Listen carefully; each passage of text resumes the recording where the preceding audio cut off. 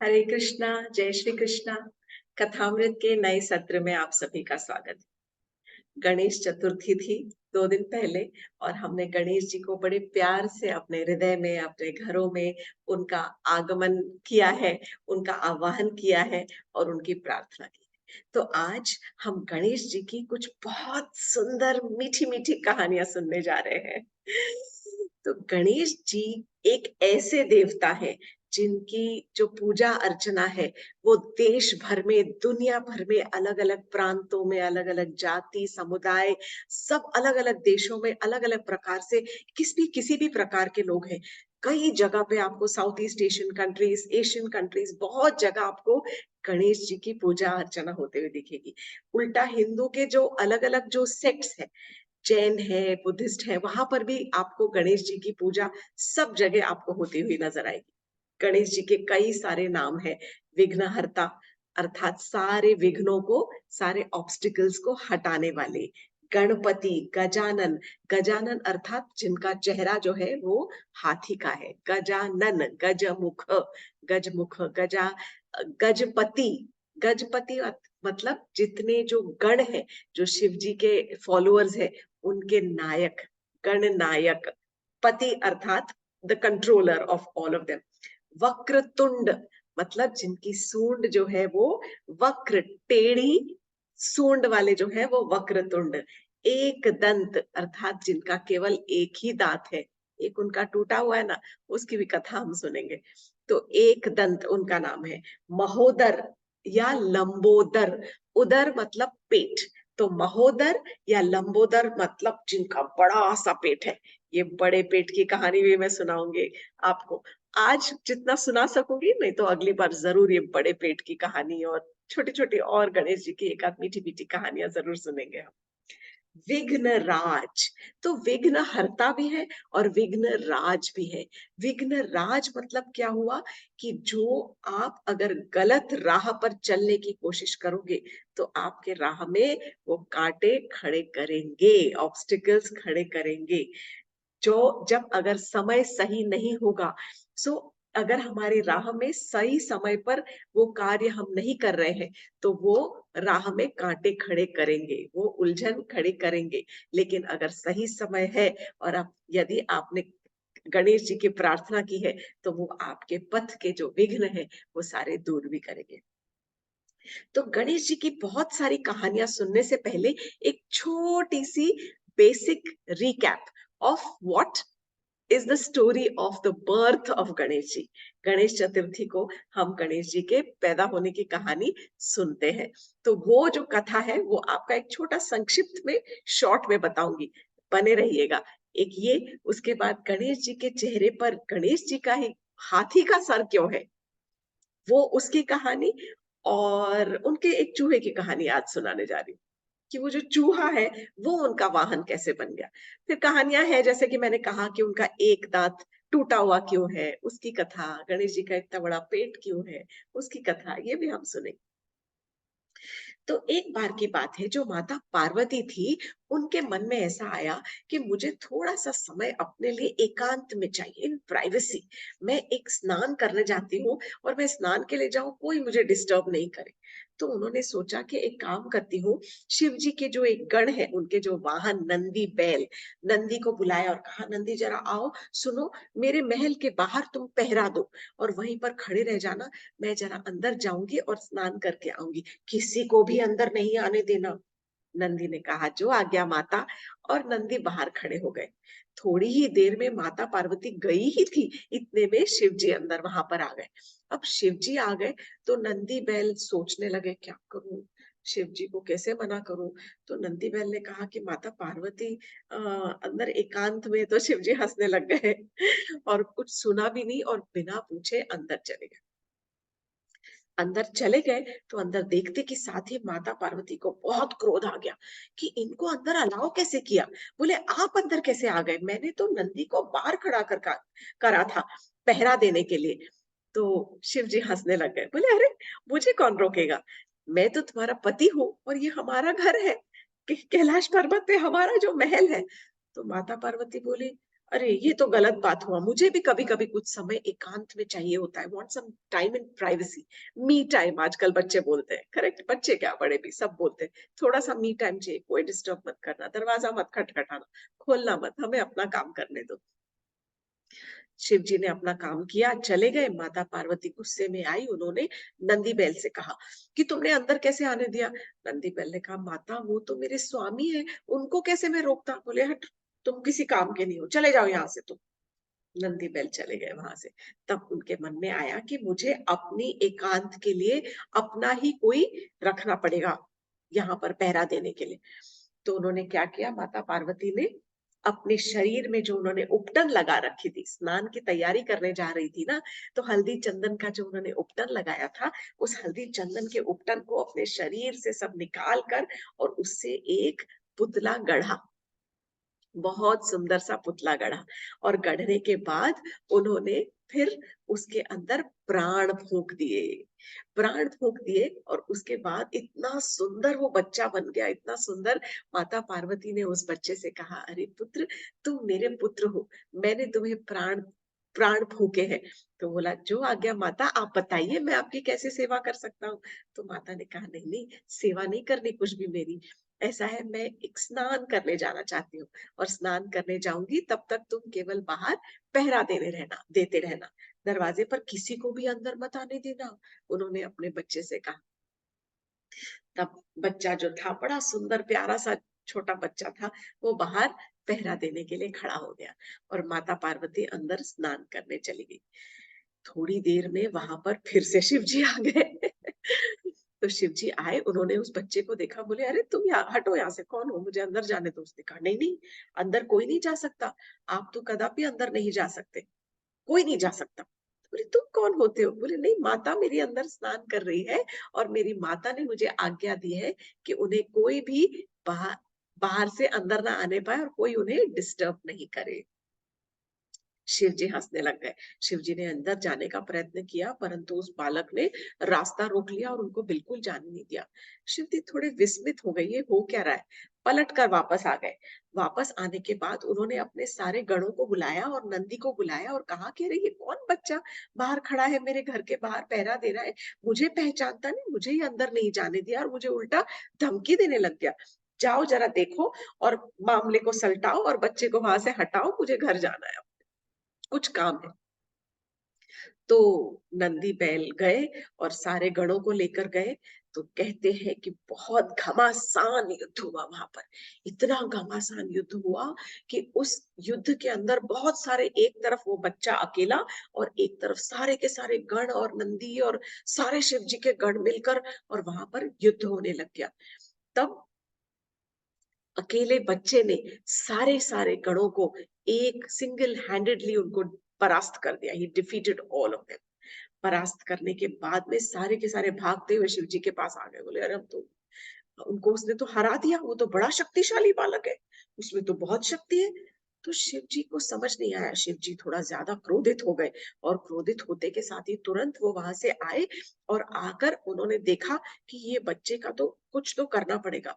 उन्होंने सीधा लिया त्रिशूल, और त्रिशूल से बालक के ऊपर अटैक किया, और जो छोटा बच्चा था, वो जो बालक था, उसका जो सर था, उसके धड़ से अलग कर दिया। अलग करके और सीधा फिर अपने घर के अंदर चले गए। अंदर गए तो पार्वती जी से जब मिले, तो पार्वती जी को जैसे ही पता चला कि इतना हाहाकार हुआ है और मेरे पुत्र को इन्होंने मार डाला है, तो वो बहुत रुष्ट हो गई, बहुत क्रोधित, बहुत ज्यादा। और उन्होंने तब शिव जी से कहा, ये आपने क्या कर दिया, आप नहीं जानते वो मेरा पुत्र था। बोले, तुम्हारा पुत्र अर्थात हमारा बेटा। बोले, नहीं, मैंने उसे जन्म दिया है, मैंने उसे अपने उपटन से बना के पैदा किया, और मैंने उसके अंदर प्राण फूके, क्योंकि आपको तो कोई परवाह ही नहीं है। मुझे अपने पहरे के लिए कुछ थोड़े एकांत का समय चाहिए था, और आप कभी मेरी एकांत को, मेरे प्राइवेसी को कभी रिस्पेक्ट नहीं करते हो, आप उसकी अवहेलना करते हो। तब से शिव जी को थोड़ा समझ आया कि ये तो बहुत गड़बड़ हो गया, और पार्वती जी बोली, मैं सारे संसार का अब विनाश कर दूंगी। और इतने क्रोध में पार्वती जी ने उसी तुरंत अपनी शक्ति से वहां पर बहुत सारी योगिनियों को जन्म दिया। अष्टभुजा देवियां थी, बहुत सारी जो योगी थी, उन्होंने बहुत सारी एकदम फेरोशियस, बहुत खतरनाक दिखने वाली योगिनी को जन्म दिया और उनको कहने लगी कि तुम जाके सारे संसार को भ्रष्ट कर दो, सारा ध्वस्त कर दो सारा संसार। शिव जी ने उनको रोक लिया, रुको रुको देवी, ये क्या करने जा रही हो? बोले आपने मेरे पुत्र को का की मृत्यु की है, मैं किसी को अभी छोड़ूंगी नहीं, मैं सबसे बदला लूंगी, मैं आपके सारे संसार को भस्म करके रख दूंगी। शिव जी ने हाथ जोड़कर कहा, देवी जरा शांत हो जाओ, मैं क्षमा याचना करता हूँ, मैं क्षमा प्रार्थी हूँ, आप कहिए मैं क्या करूं, मुझे आप प्लीज कृपया माफ कर दीजिए, क्षमा कर दीजिए। पार्वती देवी ने कहा कि क्षमा चाहते हो तो क्षमा करने के लिए मेरी दो कंडीशंस हैं। बोले जो आप कहेंगी देवी बताइए। ब्रह्मा जी आ गए वहां पर, उन्होंने शिव जी से कहा इनको शांत कराओ। तब शिव जी ने जब पूछा तब पार्वती जी ने कहा दो कंडीशंस ये है, पहली कंडीशन ये है कि मेरे बेटे को पुनः जीवित करो, और दूसरी कंडीशन ये है कि एक बार जब वो जीवित हो जाएगा तो उसके बाद वो ऐसा देवता कहलाएगा जिसकी सबसे पहले पूजा की जाए। दुनिया में कोई भी काम हो, कभी भी कोई भी पूजा, कोई अर्चना, कोई शुभ कार्य करना हो, तब सबसे पहले मेरे बेटे की प्रार्थना की जाएगी, उसको सबसे ज्यादा महत्व दिया जाएगा और मेरे बेटे की प्रार्थना के पहले कुछ और काम संपन्न नहीं होगा। मुझे ये दो वरदान आपको देने होंगे, तभी मैं आपको क्षमा करूंगी। शिव जी ने कहा जो आज्ञा देवी, आप शांत हो जाइए। तो देखिए कितना है बोलबाला कि पत्नी के आ, आ, मतलब हम ये मैं बता रही हूँ कि शास्त्रों में पत्नी को इतना महत्व दिया गया है कि पत्नी की यदि इस प्रकार आज्ञा है तो शिव जी ने पूरा, गलती तो की थी पर देखिए गलती करने के बाद प्रायश्चित भी पूरा किया, पूरा फुल। उस समय तुरंत शिव जी अग्री हो गए और उन्होंने अपने गणों को आदेश दिया कि जाओ, जाके सीधा जंगल में जाओ और जो सबसे पहला प्राणी मिले जिसका मुख उत्तर दिशा में हो, नॉर्थ की तरफ हो, उस सर को लेकर मेरे पास आ जाओ। गण गए और सबसे पहले उनको एक हाथी का मुख वहां पर दिखा और वो उस हाथी के गज के मुख को लेकर आए, शिव जी के पास में आए।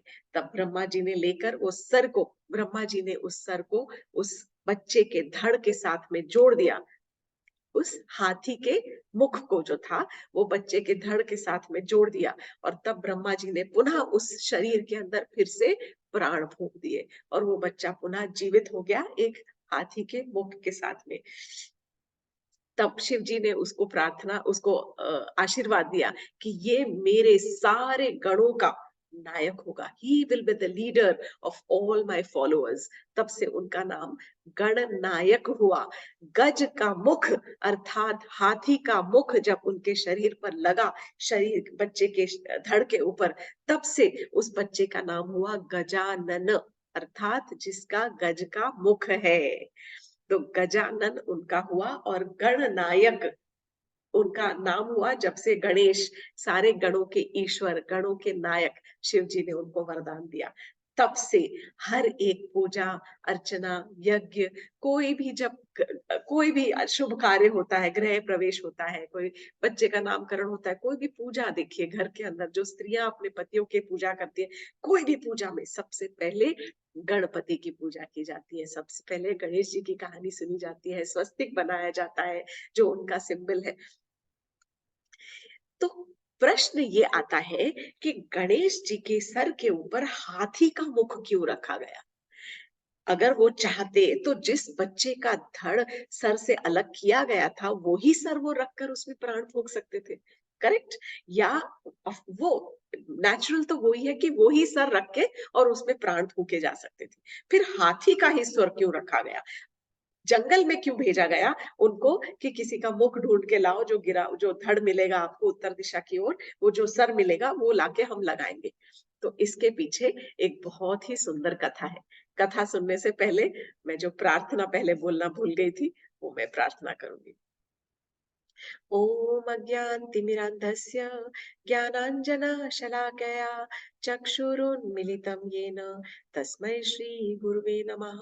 वाञ्छकल्पतरुभ्यश्च कृपासिन्धुभ्य एव च पतितानां पावनेभ्यो वैष्णवेभ्यो नमो नमः। हे कृष्ण करुणा सिंधु दीनबंधु जगतपते गोपेश गोपिका कांत राधा कांत नमोस्तुते। तप्त कांचन गौरांगी राधे वृंदावनेश्वरी वृषभानुसुते देवी प्रणमामि हरिप्रिये। हरे कृष्णा कृष्णा कृष्णा हरे हरे, हरे राम राम राम हरे हरे। प्रार्थना बोलने का कभी कोई समय नहीं होता। यदि गलती से भूल गई हूँ तो मैंने दोबारा अब की बार बोल ली, आगे जब मन में आए तब प्रार्थना बोल लेनी चाहिए। So just a gratitude towards your guru, towards the Vaishnava acharyas, that's all. तो हम फिर से उस कहानी के ऊपर जाएंगे कि जब गणेश जी का सिर हाथी का सिर क्यों लगाया गया। तो ये जो लीला है पूरी, बहुत सारे प्रश्न उठते हैं। क्या शिव जी को पता नहीं था कि ये पार्वती जी ने किया होगा, अपने बेटे को प्रकट करके वहां पे रखा होगा? तो ये सब जो प्रभु करते हैं वो सब एक लीला बतौर करते हैं। एक लीला इस प्रकार करते हैं क्योंकि उनके कुछ तो प्लानिंग चल रही होती है। ये प्लानिंग अब थोड़े से और क्लियर हो जाएगी। तो ये जो एपिसोड था, ये जो हुआ प्रकरण, इसके बहुत समय पहले की बात है कि एक बहुत खतरनाक असुर रहता था जिसका नाम था गजासुर। हमने जैसे धेनुकासुर की कहानी सुनी जो गधा के रूप में असुर था, वैसे गजासुर अर्थात हाथी के रूप में एक असुर रहता था। बहुत बहुत ज्यादा शक्तिशाली ये असुर था। परंतु ये खास बात इसकी ये थी कि ये जो है ये शिव जी का उपासक था, उनके पूजा अर्चना करता था, शिव जी का एक बहुत परम भक्त था असुर। असुर वृत्ति का था, सबको परेशान करता था। बहुत सारे होते हैं, है ना, सब अलग अलग। हिरण्यकशिपु भी असुर था पर उसने ब्रह्मा जी की प्रार्थना की। तो सारे असुर कोई ना कोई भगवान की, देवी देवता की या प्रभु की प्रार्थना करके, और शिव जी को तो इसलिए प्रार्थना करते क्योंकि शिव जी को प्रसन्न करना बहुत आसान है। वो भोलेनाथ है, वो आशुतोष है, वो जल्दी प्रसन्न हो जाते हैं, बड़े बड़े वरदान दे देते हैं और कभी कभी अपने आप को भी ट्रबल में डाल देते हैं। ये इसी प्रकार की एक कहानी है। तो उस गजासुर ने इतनी घनघोर तपस्या की, जबरदस्त तपस्या करके, और उसने शिव जी से वरदान प्राप्त कर लिया कि मेरे शरीर से हर समय अग्नि की ज्वालाएं, लपटें निकलती रहे, ताकि उस अग्नि से कोई भी मेरे आसपास नहीं आ सके और मुझे कोई परेशान नहीं कर सके। शिव जी ने उनको तथास्तु कह के वरदान तो दे दिया। वो आगे पीछे कई बार जब मन होता था तब तपस्या करता था और वरदान मांग मांग लेता था। तो ऐसे समय पर जब ये वरदान मिल गया तो उसके उसके शरीर से आग की लपटें निकलती रहती थी हर समय, और उसके उससे वो सबको परेशान करना उसने शुरू कर दिया। सारे साधुओं को, संतों को, सब आम जनता को परेशान, जिसके पास भी जाएगा वो जल जाएगा। It's very as simple as that. कोई उसका कोई हानि कुछ नहीं कर पाता था और ये सबको तकलीफ देता था। फिर एक बार उसने और तपस्या करके शिव जी को पुनः प्रसन्न किया, और प्रसन्न करके और फिर उसने शिव जी से फिर एक वरदान मांगा। शिव जी ने कहा, क्या चाहते हो वत्स, अब तुम फिर से मेरी तपस्या करके तो मुझे प्रसन्न कर दिया, तुमने मेरा हृदय जीत दिया, दिल जीत लिया। तो उस गजासुर ने कहा कि हे प्रभु, मैं चाहता हूं कि आप मेरे पेट में विराजे, मेरे उदर के अंदर, मतलब in my belly, I want you to reside in my stomach. मैं चाहता हूं कि आप मेरे पेट के अंदर आ जाए रहने के लिए। अब जब शिव जी तो ही हैड बोल चुके थे कि जो मांगोगे मैं दूंगा, तो शिव जी के पास कोई उपाय नहीं था। शिव जी ने उनके पेट में रहना शुरू कर दिया, गजासुर के पेट के अंदर। Now Shiv ji is missing from mount Kailash. तो पार्वती जी थी, वो एकदम, उनको तो सदमा लग गया, परेशान हो गई कि ये क्या हुआ, मेरे पति गायब है और इस प्रकार का कौन वरदान देता है। तो वो विष्णु भगवान के पास गई और उन्होंने विष्णु भगवान से कहा कि हे प्रभु, आप कोई उपाय करिए। देखिए, ये हमारे आशुतोष जी जो है, ये हमारे जो भोलेनाथ, भोले शंकर बाबा जो है, उन्होंने इतना भोलेपन का सब उनका फायदा उठाते हैं और वो वरदान पे वरदान दिए जाते हैं। अब तो इस प्रकार का वरदान दे दिया कि वो गजासुर के पेट में रहने लग गए हैं, ऐसे कैसे चलेगा। विष्णु भगवान ने कहा, माता देवी आप बिल्कुल चिंता न करें, हम इसका भी तोड़ निकालेंगे। विष्णु भगवान ने तुरंत ब्रह्मा जी को बुलाया और शिव जी के जो खास वाहन है नंदी बैल, उनको बुलाया, और नंदी बैल को बुलाकर और उनको कहा कि देखो, तुम्हें नृत्य थोड़ा अपना अच्छा करके दिखाना पड़ेगा। और वो खुद एक बांसुरी बजाने वाले बन गए विष्णु भगवान। ब्रह्मा जी को बनाया तबला बजाने वाला तवलजी, और तीनों एक ग्रुप पार्टी बनकर और गजासुर के सामने गए और कहा कि अरे आप तो इतने बड़े असुर हैं, हमारी इच्छा है कि हम आपके सामने बहुत सुंदर नृत्य प्रदर्शन करें। तो वो खुश हो गया बहुत, गजासुर प्रसन्न हो गया। तो उसने कहा कि तब नंदी जो बैल थे उन्होंने नृत्य करना शुरू कर दिया। तो गज नंदी का नृत्य इतना सुंदर, और ब्रह्मा जी तबला बजा रहे हैं और जो कृष्ण भगवान जी हैं वो अपनी बांसुरी बजा रहे हैं। तो वो विष्णु भगवान बांसुरी बजा रहे थे, ब्रह्मा जी तबला। और नंदी बैल का जो नृत्य देखा, डांसिंग बुल, इतना सुंदर प्रदर्शन हुआ उसका कि गजासुर बहुत बहुत ज्यादा खुश हो गया। वो डांस होने के बाद में गजासुर ने कहा, अरे आप लोगों ने मुझे बहुत प्रसन्न किया है, और खासकर तुम नंदी, तुमने तो इतना मुझे खुश कर दिया। क्या नाचते हो तुम तो। उसको नंदी नहीं पता था, उसने कहा तुम तो बहुत सुंदर नाचते हो। बोले तुमने दिल खुश कर दिया, तुम मांगो, आज तुम जो मांगोगे मैं तुम्हें मुंह मांगा वरदान दूंगा, जो बोलोगे उतना इनाम दूंगा। तो नंदी ने कहा, अरे तो आप हमारे शिव जी को तुरंत हमसे हमें वापस कर दीजिए। और ये गजासुर शॉक हो गया, ये क्या मांग लिया हमारे शिव जी को, मतलब ये देखो शिव जी के जो गण है वो अपने शिव जी को इनको वापस लेने आया है ये तो। गजासुर समझ गया। गजासुर ने कहा, लेकिन इसका अर्थ ये है कि अगर मैंने शिव जी को अपने पेट में से बाहर निकाला तो मेरी मृत्यु हो जाएगी। That is the only way he can come out. लेकिन मैं तुम्हें वचन दे चुका हूं। तब उन्होंने विष्णु भगवान से कहा, उस गजासुर ने विष्णु भगवान से कहा कि मैं आपको वचन दे चुका हूं, इसीलिए मैं अपने जीवन से मुक्त हो जाऊंगा, इस प्राणों से मुक्त हो जाऊंगा, परंतु आपको मुझे एक वरदान देना पड़ेगा इसके बदले में। विष्णु भगवान ने कहा, बोलो क्या चाहते हो तुम। तो बोले, मैं चाहता हूं कि मेरा ये जो चेहरा है ना हाथी का, ये सारी दुनिया हमेशा याद रखे, और हमेशा मुझे कभी भी कोई भूले नहीं, और सब मेरे इस चेहरे की पूजा किया करे हमेशा। मैं ये चाहता हूँ कि मैं इस अपने चेहरे की वजह से, जो हाथी का चेहरा है, इसकी वजह से मैं लोगों के घरों में, लोगों के दिलों में हमेशा अमर हो जाऊं, और लोग मेरे इस चेहरे की पूजा करें और कभी भूले नहीं। विष्णु भगवान ने कहा, तथास्तु। उसके बाद वो गजासुर के शिव जी बाहर आ गए उनके पेट से, और गजासुर की मृत्यु हो गई। जब मृत्यु होने के बाद उसका जो वो सिर था गज का, हाथी का, उस सर को शिव जी ने लेकर, और वो उन्होंने अपने साथ में लेकर घूमते हैं। तो कई जगह पर लिखा है कि वो अपने साथ में लेकर घूमते थे, और कई जगह पर लिखा है कि वो उधर फिर जंगल में उन्होंने रखा था। और तब जब उन्होंने अपने गणों को भेजा था वो सर लाने के लिए, तब इसी गजासुर का जो मुख था, जो कि उसको वरदान दिया था, उसको आशीर्वाद दिया था कि तुम्हारे इस मुख की हमेशा प्रार्थना होगी, और इस मुख को हमेशा सदैव तुम्हारे मुख की वजह से गजासुर अमर हो जाएगा।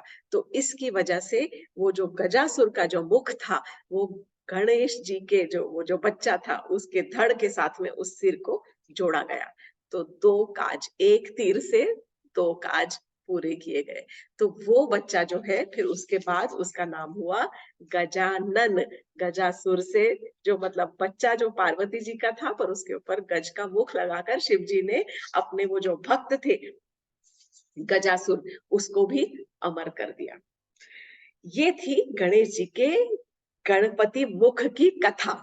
अब हम सुनेंगे एक और छोटी सी कथा कि उनके चूहे की कहानी, कि ये जो गणेश जी का जो वाहन है वो चूहा क्यों है और इतना सा चूहा और इतने बड़े गणेश जी।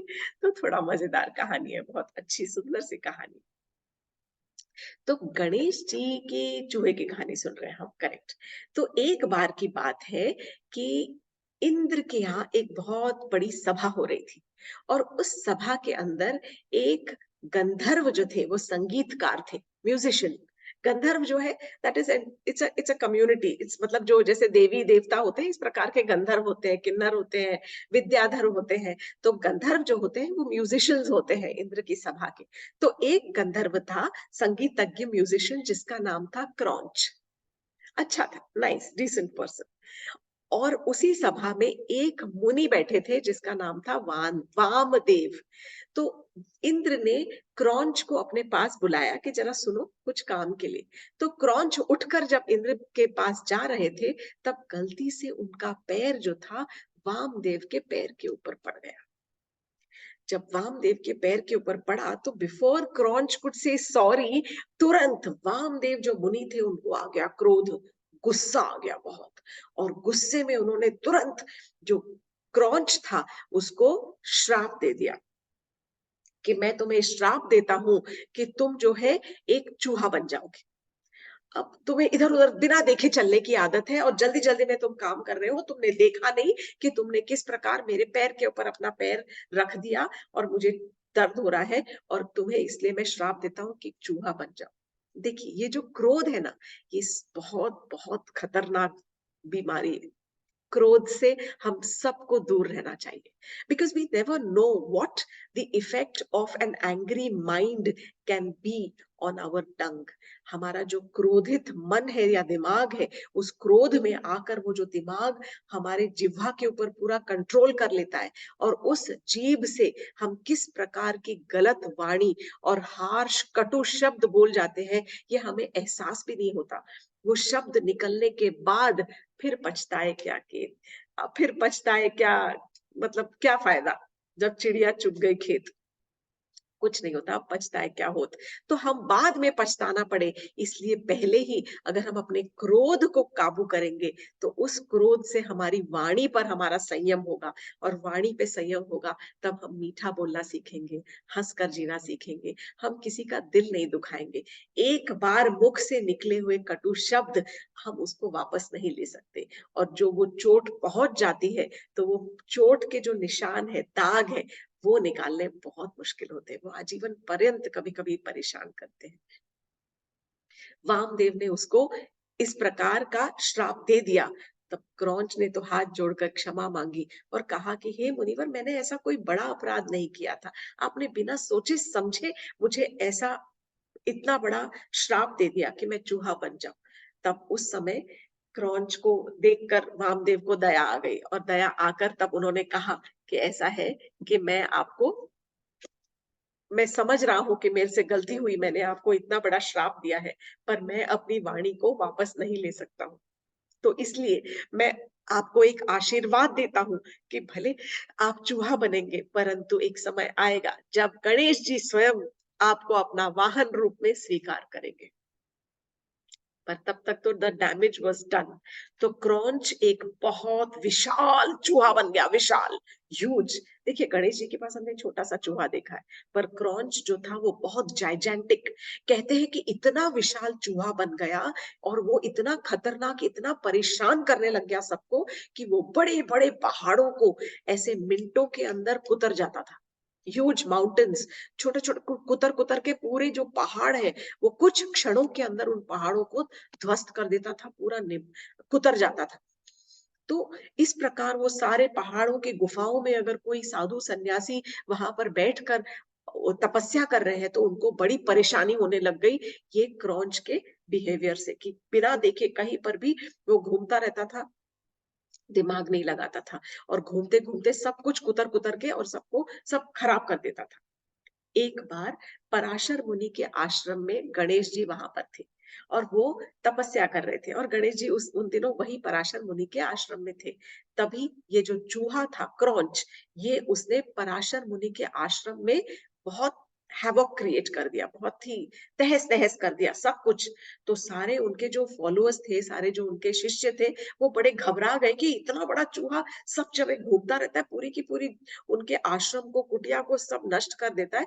अब आश्रम नष्ट हो जाता है जब तपस्या कर रहे हो, तो फिर सर्दी, बारिश, धूप सब लगता है, विघ्न पड़ते हैं, और गणेश जी के होते हुए इस प्रकार का विघ्न पड़े, ये सही नहीं है। तो पराशर मुनि ने गणेश जी से कहा कि आपने देखा, आप तो विघ्न हरता है, आप कुछ करिए, देखिए हमारी सबकी तपस्या में ये जो है, he is creating havoc, he is creating issues and problems, troubles for all of us। तो गणेश जी ने देखा, खुद ही देखा और समझ गए। तो गणेश जी ने कहा इस चूहे को तो सबक सिखाना पड़ेगा। तब गणेश जी ने क्या किया, उस चूहे के पीछे गए और एक बड़ा सा फंदा तैयार किया, नूज, रस्सी से एक बड़ा सा फंदा तैयार किया। वो चूहा भाग रहा है, गणेश जी ने फंदा ऐसे फेंका और उस चूहे के गले में डालने की कोशिश की, तो वो चूहा जो क्रॉच था वो पाताल लोक में भाग गया, जमीन के अंदर फटाफट, इतनी जल्दी वो उतर जाता था। पर गणेश जी तुरंत उनका फंदा जो था इतना लंबा, उसको पाताल लोक से खींचते हुए वो अपने पास ले आए और गले का फंदा कस के उस चूहे को, जैसे कुत्ते के गले में पट्टा डालकर घूमते हैं, इस प्रकार उस चूहे के गले में फंदा डाल के और गणेश जी उस क्रॉच को अपने साथ ले गए कैलाश पर्वत।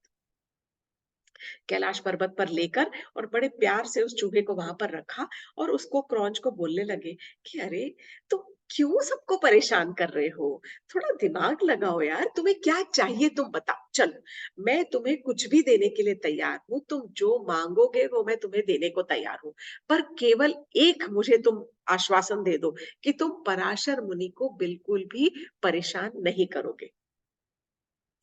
तो क्रॉच जो था वो सुन रहा था, चूहा, उसने सुन के उसको थोड़ा अहंकार आ गया और उसने अहंकार के मन में कहा, "हाँ, आप मुझे दोगे, आप मुझे क्या दोगे, चलो मैं आपको दूंगा, आप मुझसे कुछ भी मांगो, जो आप मुझसे मांगोगे मैं आपको देने को तैयार हूँ।"